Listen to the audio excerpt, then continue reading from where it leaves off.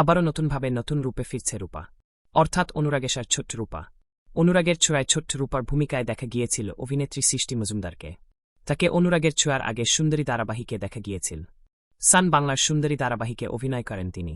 এরপর অনুরাগের ছোঁয়ায় রূপার ভূমিকায় অভিনয় করে তুমুল জনপ্রিয়তা পায়। ছোট্ট রূপার মিষ্টি মিষ্টি কথাতে মন কেড়ে নিয়েছিল সকলের। তাই তো অল্প কয়েকদিনেই দর্শকদের প্রিয় হয়ে ওঠে রূপা। তাছাড়াও দেখা গিয়েছিলেন নেস্টানির ওয়েব সিরিজে।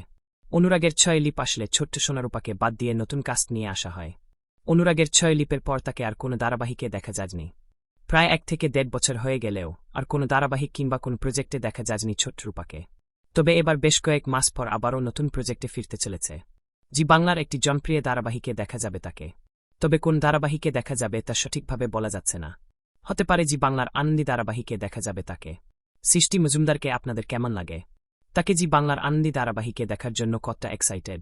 কমেন্টে জানাবেন। বাংলা বিনোদনের এই ধরনের সকল আপডেট সবার আগে পেতে চ্যানেলটি সাবস্ক্রাইব করে পাশে থাকা বেল আইকনটি বাজিয়ে দিন।